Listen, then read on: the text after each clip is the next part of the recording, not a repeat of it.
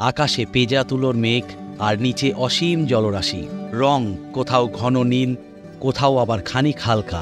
তারই মধ্যে দৃশ্যমান সাগরের বুকে ঘন হয়ে থাকা সবুজ। সেই সবুজের ফাঁকফোকর গলে চোখে পড়ে সৈকতে ঝাঁপিয়ে পড়া ঢেউয়ের সাদা ফেনিল জলরাশি, আন্দামান ও নিকোবর দ্বীপপুঞ্জ। এই নামের সঙ্গে অনেকেরই প্রথম পরিচয় হয় ভূগোল বা সাধারণ জ্ঞানের বইতে। এই দ্বীপপুঞ্জ ভারতের কেন্দ্রশাসিত অঞ্চলগুলির মধ্যে একটি। আন্দামান এবং নিকোবর নামগুলি মালয় ভাষা থেকে নেওয়া হয়েছে। হ্যালো বন্ধুরা, জয়বাবু ট্রাভেলিং চ্যানেলে আন্দামান সিরিজে আপনাদের সবাইকে স্বাগত। আমরা এখন পৌঁছে গেছি ভারতবর্ষ কেন্দ্রশাসিত অঞ্চল আন্দামান ও নিকোবর দ্বীপপুঞ্জে। কলকাতা থেকে প্রথমে আমরা আসলাম শ্রী বিজয়পুরামে। আরে ঘাবড়ে গেলেন নাকি বিজয়াপুরাম শুনে? পোর্ট ব্লেয়ারের নতুন নামকরণ বিজয়াপুরাম। আমাদের এখনকার সরকার অতীতের কলোনিয়াল সাম্রাজ্যের শিকড় গোড়া থেকে উচ্ছেদ করে আমাদের ভারতের সুগভীর ইতিহাসের শেকড় বহুদূর পর্যন্ত বিস্তৃত করে দিতে চাইছে। তাই তার একটা ক্ষুদ্র প্রয়াস এই নতুন নামকরণ। পোর্ট ব্লেয়ারের নাম বিজয়াপুরাম, তাই চেষ্টা করব বিজয়াপুরাম বলার। কলকাতা থেকে সকাল 5টা 40-এর এয়ার ইন্ডিয়ার AI-787 বিমান আমাদের এই বিজয়াপুরামে পৌঁছে দিল সকাল 7টা 50-এ। তাহলে বিমানে করে আসার কিছু দৃশ্য, কিছু মুহূর্ত দেখে নেওয়া যাক। আন্দামানের বিমানের ভাড়া মোটামুটি হবে 7 থেকে 8 হাজারের মধ্যেই থাকে, কিন্তু অক্টোবর থেকে ফেব্রুয়ারি এইটা হচ্ছে আন্দামানের একদম পিক সিজন। তাই এই সময় বিমানের ভাড়া মোটামুটিভাবে 10.5 থেকে 12.5-এর মধ্যে ঘোরাফেরা করে। আমাদের বিমান ভাড়া পড়েছিল 10,500 টাকা করে এক একজনের। আমরা টিকিট কেটেছিলাম এপ্রিল মাসের শুরুতে। তবে এয়ার ইন্ডিয়ার বিমানের সার্ভিস এখন খুবই ভালো। বিমানগুলো যথেষ্ট পরিষ্কার পরিচ্ছন্ন এবং খাওয়া দাওয়ার মান অত্যন্ত ভালো। এইখানে একটা পাওয়ার আউটলেট আছে, দুটো সকেট আছে, একটা USB আর একটা Type-C। এখানে সিট ব্যাক ট্রেটাও খুব ভালো এবং এক্সপ্যান্ডেবল। সাথে এখানে আছে মোবাইল হোল্ডার বা ট্যাব হোল্ডার। অনিবার্য কারণবশত আমাদের চ্যানেলের নাম পরিবর্তন করা হলো। ট্রাভেল উইথ চৈ থেকে নাম পরিবর্তন করে রাখা হলো জয়বাবু ট্রাভেলিং। নামটা কেমন লাগলো কমেন্টে জানাতে ভুলবেন না কিন্তু। এয়ার ইন্ডিয়ায় কমপ্লিমেন্টারি ফুড দেওয়া হয়। এখন সকাল 6টা 10, খিদেটা বেশ জন্মনে পেয়েছে। এটা সবার জন্যই সেম। এখানে একটা জল, আমরা বেঁচে আছি, একটা দই, টি কফি মিল্ক, এটা একটা ভেজ স্যান্ডউইচ। এখানে স্পুন টুন টিস্যুগুলো আছে, একটা সস, একটা সুগার। চৈতালি নিয়েছিল ভেজ আইটেম, তাই চৈতালিকে দিয়েছিল ভেজ পকেট এবং একটা মাফিন। আর আমি নিয়েছিলাম ননভেজ আইটেম, এর মধ্যে ছিল একটা চিকেন পকেট এবং একটা মাফিন। আর এটা সবার ক্ষেত্রেই সেম। এখন ঘড়ির কাঁটায় সকাল 8টা বাজে। আমরা পৌঁছে গেলাম বীর সাভারকার ইন্টারন্যাশনাল এয়ারপোর্টে। এখান থেকে সোজা যাব হোটেল, আমাদের হোটেল কোনার্ক রেসিডেন্সিতে। 8টা 5-এ গাড়িতে উঠে পড়লাম। এত তাড়াতাড়ি হয়ে গেল, এয়ার ইন্ডিয়ার বিমান খুব ভালো চালিয়েছে এবং প্রায় 10 মিনিট আগে পৌঁছে দিয়েছে, তাই একটু তাড়াতাড়ি। যাই হোক, এই বীর সাভারকার ইন্টারন্যাশনাল এয়ারপোর্ট থেকে আমাদের হোটেল কোনার্ক রেসিডেন্সি 3.3 কিলোমিটার দূরত্বে। আন্দামান আসতে গেলে আপনারা যে কোনো ট্রাভেল এজেন্টের সঙ্গে আসতেই পারেন এবং সেটা সুবিধাদায়ক। সেক্ষেত্রে কোনো ঝুট ঝামেলা থাকে না। তবে নিজেরাও কিন্তু সম্পূর্ণ ট্যুর প্ল্যান করতেই পারেন। বোট বুকিং থেকে হোটেল বুকিং সবই অনলাইনে করা যায়। আপনারা নিজেদের সময় মতো সেটা করে নিতে পারবেন। গভর্নমেন্ট ফেরি এবং প্রাইভেট ফেরির অনলাইন বুকিংয়ের লিঙ্ক নিচে ডেসক্রিপশনে দেওয়া রইল। আর আমরা যেদিন যেই হোটেলে থাকবো তার কন্ট্যাক্ট নাম্বার এবং অ্যাড্রেস ডেসক্রিপশন বক্সে দেওয়া থাকছে। তবে আমরা আমাদের এই সম্পূর্ণ ট্যুরটা আমাদেরই এক অতি পরিচিত ট্রাভেল অপারেটর অয়নদা মানে দীপ্তি ট্যুর অ্যান্ড ট্রাভেলসের থ্রু করিয়েছি। ওনার কন্ট্যাক্ট ডিটেলস ডেসক্রিপশন বক্সে পেয়ে যাবেন। হোটেল, ফেরি, সব ট্রান্সপোর্ট এবং সেলুলার জেলের এন্ট্রি টিকিট ও লাইট অ্যান্ড সাউন্ডের টিকিট ওনার করে দেওয়া। ব্রেকফাস্ট ছিল হোটেলের সাথে, বাকি সব খাওয়া দাওয়া আমাদের নিজেদের খরচায়। এই সম্পূর্ণ ট্যুরের জন্য কত খরচ সেটা জানার জন্য একটু তো অপেক্ষা করতেই হবে। তবে দিন প্রতি কত খরচ হলো সেটা ডেসক্রিপশন বক্সে দেওয়া থাকবে প্রতি পর্বে। শ্রী বিজয়পুরমে আমরা থাকছি হোটেল কোনার্ক রেসিডেন্সিতে। এয়ারপোর্ট থেকে জাস্ট 10 মিনিটে পৌঁছে গেলাম হোটেলে। এই হচ্ছে হোটেল, হোটেল কোনার্ক রেসিডেন্সি। এই সামনে মেন রোড, এই সাইডে কিছু নেই, এই সাইডটা বন্ধ। এখানে অনেকগুলো হোটেল আছে। এই হলো হোটেল কোনার্ক রেসিডেন্সি। আর এই দেখতে পাচ্ছ আমাদের রুম, এখানে আছে বেড, আর এদিকটায় আছে টেবিল, টিভি, আর এদিকে একটা আলমারি আছে, হেয়ার ড্রায়ারও আছে, আর এখানে আছে আমাদের ওয়াশরুমটাও ছোটোর মধ্যে। এসিও লাগানো আছে, ফ্যান আছে, একটা ওয়াল পেন্টিং। এই যে হোটেলের রাস্তা, এই রাস্তা থেকে বেরিয়েই মেন রোডে আমরা অটো পেয়ে গেলাম, অটোতে উঠে পড়লাম। আজকের প্রথম গন্তব্য আমাদের অ্যানথ্রোপোলজি মিউজিয়াম। সেখানে আদিবাসীদের, এখানকার যারা আদিবাসী তাদের সব বিভিন্ন জিনিসপত্র রাখা আছে। ভিতরে ক্যামেরা করতে দেয় না, চেষ্টা করবো যতটা করা যায়। অটো ভাড়া নিল 50 টাকা, এখানে রিজার্ভ হিসাবে অটো হয়। আমরা এখন চলে এলাম অ্যানথ্রোপোলজি মিউজিয়াম দেখতে। এই মিউজিয়াম মানডে এবং পাবলিক হলিডেতে বন্ধ থাকে। এই হচ্ছে সম্পূর্ণ মিউজিয়ামের বাইরের অংশটা, একদম মেন রোডের উপরেই, যেটা নর্থ আন্দামানে অবস্থিত মায়াবান্দার। সেই মায়াবান্দারের ক্যারেন উপজাতির একটা নৌকা, মাছ ধরার নৌকা এটা। লিটল আন্দামানের অঙ্গি কমিউনিটির যে মানুষজন থাকেন তাদের এই নৌকা, তাদের ভাষায় এই নৌকাকে বলা হয় ড্যাঙ্গি। এখানে ঢোকার জন্য ভারতীয়দের 20 টাকা, স্টুডেন্টদের 10 টাকা এবং ফরেনারদের 150 টাকা লাগে। এই মিউজিয়াম সকাল 9:30 থেকে বিকেল 5টা অবধি খোলা থাকে। আমরা এখন নিয়ে নিলাম একটা শ্বাসযুক্ত ডাব, ভালোই ওজন, আর দাম হলো 50 টাকা। এই যে মিউজিয়াম থেকে বেরিয়েই ডাব খেলাম, তার পাশেই গেঞ্জি বিক্রি করছে 150 টাকা করে। এরকম সুন্দর সুন্দর গেঞ্জি, সবই কটন, তবে ভালো কটন, আশা করি গরম লাগবে না। এই যে সামনে অ্যানথ্রোপোলজি মিউজিয়াম থেকে বেরিয়ে বাঁ দিকে আসতে হবে আপনাদের। আসলে এই রাউন্ড অ্যাবাউটের এই সোজাসুজি এখানে মা আমাদের দর্শন দিলেন, সুন্দর এক প্যান্ডেল করা। এখানেই অতুল স্মৃতি সমিতির দুর্গাপুজো হয়।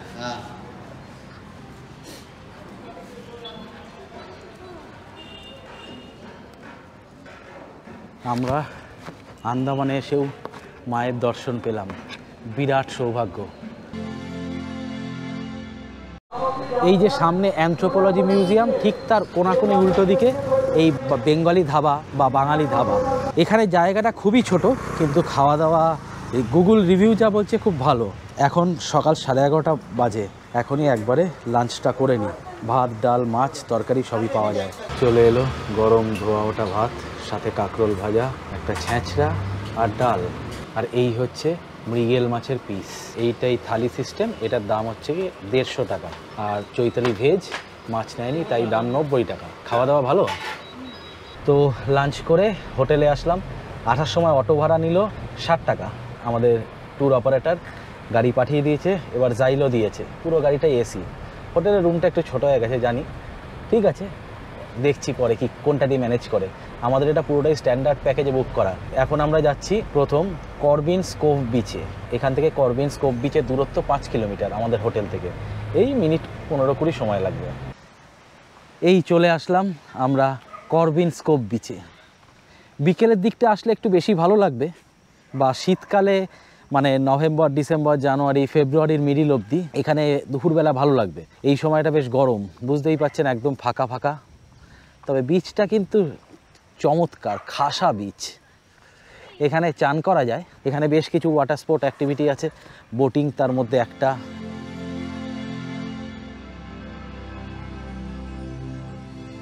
এই যে বোটগুলো দেখতে পাচ্ছেন, স্পিড বোট, এই স্পিড বোটগুলো পার হেড 500 টাকা নেয় এক একটা পয়েন্ট ঘোরানোর জন্য।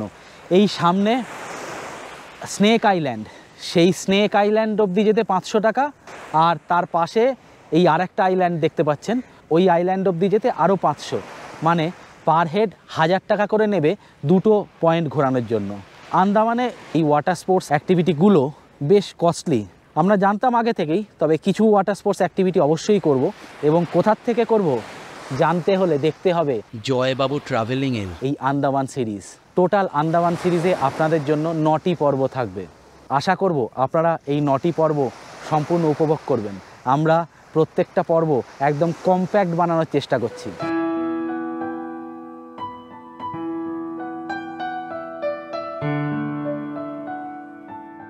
আপনারা চাইলে স্নানও করতে পারেন। জল কিন্তু স্বচ্ছ। এখানে এই দাদাই মটকা কুলফি বেচছেন, এই যে চৈতালি নিয়ে নিয়েছে, এই হচ্ছে কুলফি, দাম 30 টাকা। করবিন স্কোপ বিচ থেকে এই রকম রাস্তা সোজা চলে আসবে প্রায় 4 কিলোমিটার এই শ্রী আলাইকাদাল আয়ানার টেম্পল। সুন্দর নীল সাগরের পাড়ে এরকম মন্দির।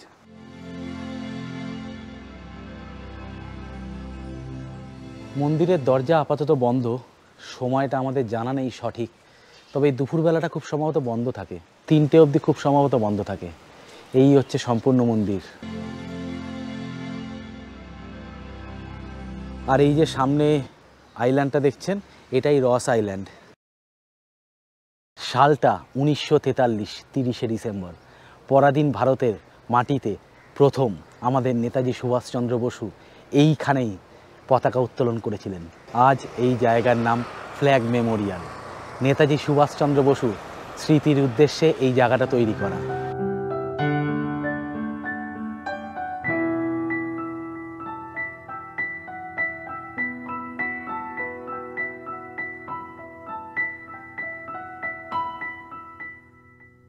বন্দে মাতারম। নেতাজি সুভাষচন্দ্র বসু অমর রহে।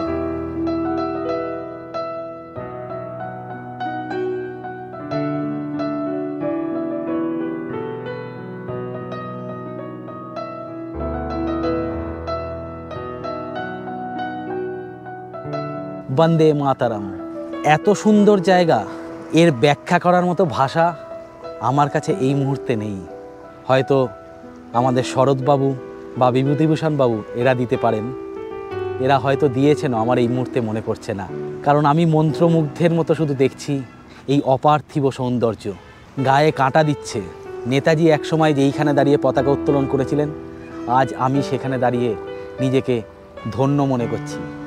সাংঘাতিক ভালো লাগছে, গায়ের প্রতিটা রোমকূপ শিহরিত হচ্ছে, গলা চোখ করে যাচ্ছে, কথা বলতে পারছি না।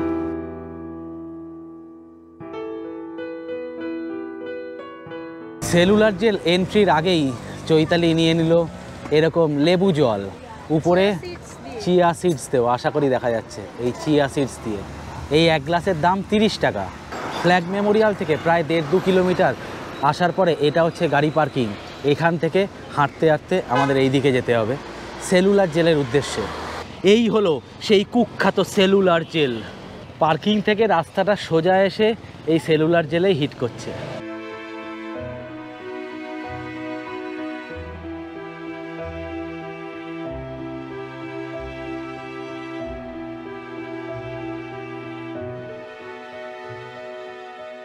फ्रीडम फाइटर्स की कोची गाजी एग्जीबिशन गैलरी में सारा इन्फॉर्मेशन दिए हुए हैं। काला पानी का मीनिंग क्या है, यहाँ पे सेटलमेंट से अंग्रेज कब आए, जेल के निर्माण कैसे हुए।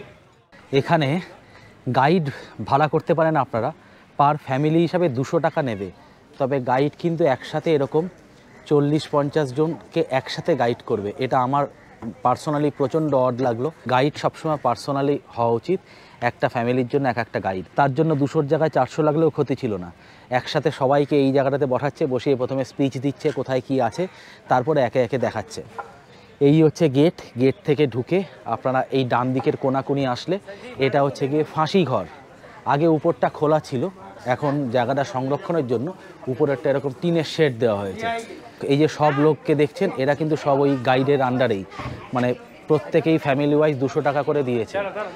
2 জনের ফ্যামিলি হলেও 200, 4 জনের ফ্যামিলি হলেও 200।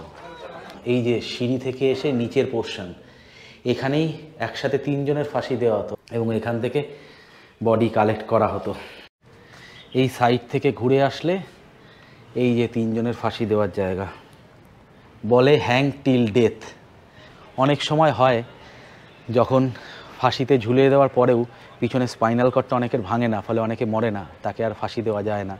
সেইটাকে আটকানোর জন্য দেখেছেন দড়ির একদম মাথায় একটা এই যে লোহার একটা আংটা টাইপ দেওয়া আছে। ফাঁসির বন্দিকে ফাঁসি দেওয়ার সাথে সাথেই ওই আংটাটাই ভেঙে দিত স্পাইনাল কর্ড, ফলে মৃত্যু অনিবার্য। এই হচ্ছে এক একটা সেল।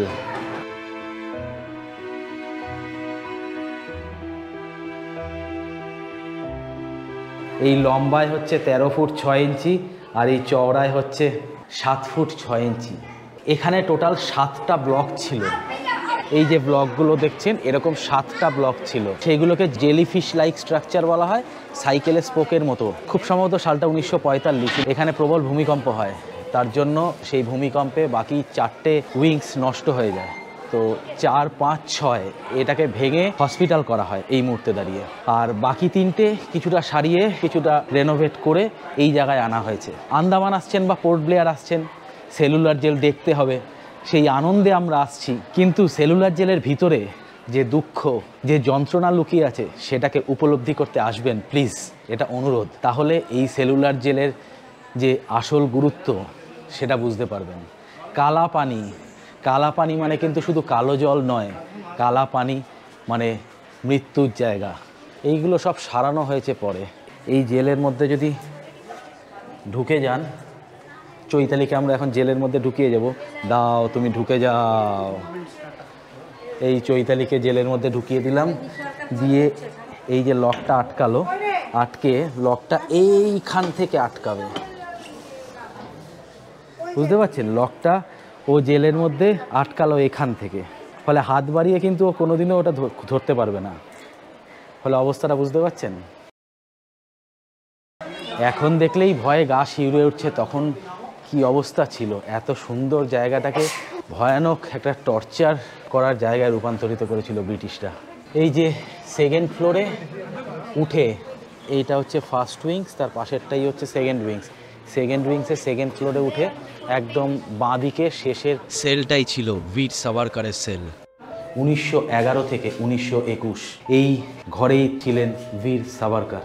অনুভূতিটা হয়তো আমি সম্পূর্ণটা ক্যামেরায় তুলে ধরতে পারলাম না।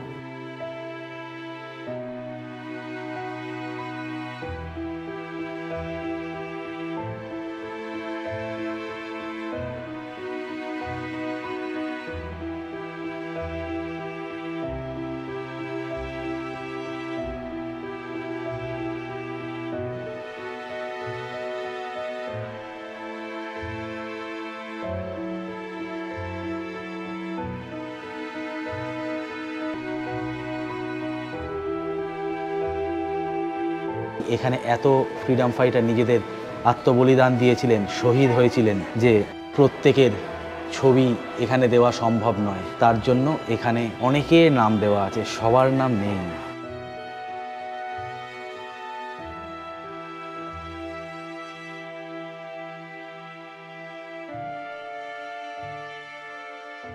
এই হচ্ছে 3টে উইংস, 1টা 2টো 3টে।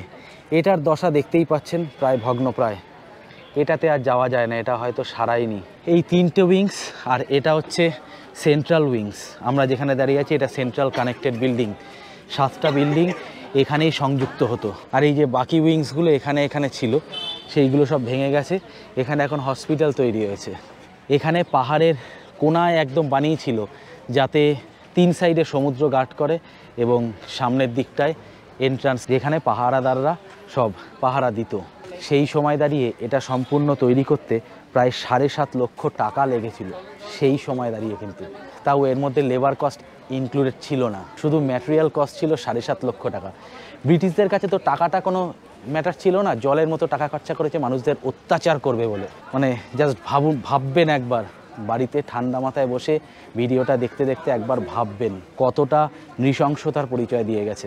এই সামনে থেকে ঢুকে এখানে হচ্ছে ওয়ার্কশেড, কর্মশালা। এই যে এখানে তেল তৈরি করা হতো, সব কিন্তু কয়েদিদের দিয়ে প্রচণ্ড অত্যাচার করিয়ে। এই যে দেখেছেন নারকোল ছাড়ানো হতো, অয়েল মিলে এই যে ঘানি টানা হতো, এইগুলো ডেমো করে দেখানো হয়েছে। আর এখানে সেই অত্যাচারের কিছু নমুনা দেওয়া আছে, ফ্লগিং ফ্রেম। এখানে বিপ্লবীদের এইভাবে টর্চার করা হতো। তাদের যখন নিয়ে আসতো, এটা হচ্ছে ক্রস বার ফিটার, এইভাবে বার ফিট করা আছে। এটা হচ্ছে শুধু বার ফিটার, আর এটা হচ্ছে চেন বার ফিটার, আর এটা হচ্ছে পানিশমেন্ট ড্রেস। এই ড্রেস পরিয়ে তীব্র গরমে রৌদ্রের মধ্যে কাজ করানো হতো, ওই ড্রেস পরিয়ে, ফলে আরও গরম লাগতো। এইগুলো মনোবল ভেঙে দেওয়ার মানে একজনকে দিয়ে, মানে আমাদের বাংলায় প্রবাদ আছে না, ঝিকে পিটিয়ে বউকে শেখানো, এরকম একটা প্রবাদ আছে। তো ব্যাপারটা হচ্ছে সেরকম, কিছু বিপ্লবীদের এরমভাবে টর্চার করা হতো যে যাতে অন্য বিপ্লবীরা ভয় পায়, অন্য বিপ্লবীরা যাতে আর রেভলিউশন না করে, এরকম প্রচুর সাইকোলজিক্যাল অত্যাচার করা হতো। এই যে ফাঁসি ঘরটা প্রথমেই দেখালাম, সেই ফাঁসি ঘরের পাশে রাখা হতো যাদের ফাঁসি হবে তাদেরকে এটা ফিল করানো হতো যে আমার তো দিন শেষ হয়ে এসছে, ফলে আমি আর দেশের জন্য কিছু করতে পারলাম না। এইটা ফিল করিয়ে করে তিলে তিলে মারা, তারপরে মৃত্যুবরণ। মানে সাংঘাতিক, চোখটা ছলছল করছে, গলাটা ভারী হয়ে আসছে। এই পিপল ট্রি মানে অশ্বত্থ গাছ, এটা খুব বিখ্যাত। লাইট অ্যান্ড সাউন্ড শোতে এটার ব্যবহার হয়। আগে যে অ্যাকচুয়াল গাছটা ছিল সেটা সাইক্লোনের সময় পড়ে যায়, খুব সম্ভবত 2002-এর সাইক্লোনে। তারপরে এরা এখানে একটা অশ্বত্থ গাছ লাগিয়েছে। পুরোটা আগের মতো এখনো হয়নি, অনেকটা হয়েছে। শহীদদের উদ্দেশ্যে তৈরি এই বেদি, শহীদ বেদি, এখানে দাঁড়িয়ে বসে লোকে এখন হেসে হেসে ছবি তোলে। এখানে দুটো জ্যোতি জ্বলে শহীদদের উদ্দেশ্যে, এটা হচ্ছে স্বতন্ত্র জ্যোতি আর এটা হচ্ছে বন্দে মাতরম জ্যোতি। আমাদের লাইট অ্যান্ড সাউন্ড শোয়ের টিকিট কাটা আছে, আমাদের ট্যুর অপারেটরই কেটে রেখেছে। তো এই যে সামনে জায়গাটা দেখছেন, এখানে বসে সব মিলিয়ে খুব সম্ভবত 550-600 জন বসার অ্যারেঞ্জমেন্ট আছে এবং এই গোটা অংশটাই জুড়ে লাইট অ্যান্ড সাউন্ড দেখানো হয়। এখন 4:45 বাজে, 5টার মধ্যে এরা পুরোটা মানে সব ক্রাউড বার করে দেবে বাইরে, কারণ সবার লাইট অ্যান্ড সাউন্ডের টিকিট নেই। তারপরে যাদের লাইট অ্যান্ড সাউন্ডের টিকিট আছে টাইম ওয়াইজ দেওয়া হবে, কত কত টাইম নিচে দেওয়া রইল, দেখে নিন। এখানে গাইড চার্জ এরকমভাবে প্রিন্টেড করা আছে, 200 টাকা গাইড চার্জ 1 থেকে 5 জন অবধি। অ্যাডিশনাল যদি হয় একই ফ্যামিলি বা একই বন্ধুবান্ধব সবার মধ্যে, তাহলে পার হেড 25 টাকা করে। এটা হচ্ছে আন্দামান আর নিকোবর এম্পোরিয়াম সাগরিকা সরকারি আউটলেট।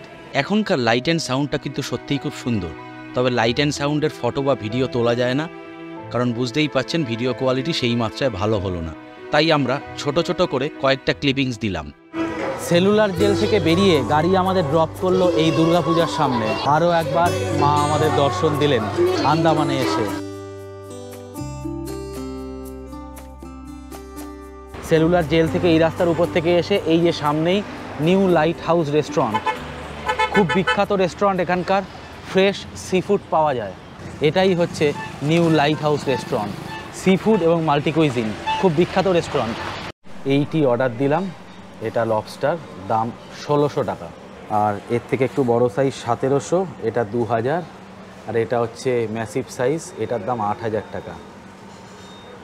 এই রকম চিংড়িগুলো দেখছেন 10 পিস 1500 টাকা, এইগুলো 400, 300 এই রেটে। আর এই যে বড় মাছটা দেখছেন এটা 800 টাকা, আর এইগুলো 700 টাকা। তাওয়া ফ্রাই বা গ্রিল দুটোই হয়। এই চলে এলো, অদ্ভুত সুন্দর দেখতে এবং দুর্দান্ত গন্ধ বেরোচ্ছে এই লবস্টারটা, দারুণ খেতে হবে আশা করি। কেমন খেতে? দারুণ, সাংঘাতিক আয়োজন, খাবারের টেস্টও সাংঘাতিক, লাজবাব খেতে, মন ভরে যাবে। পেট ভরবে না এতে, শুধু মন ভরে যাবে।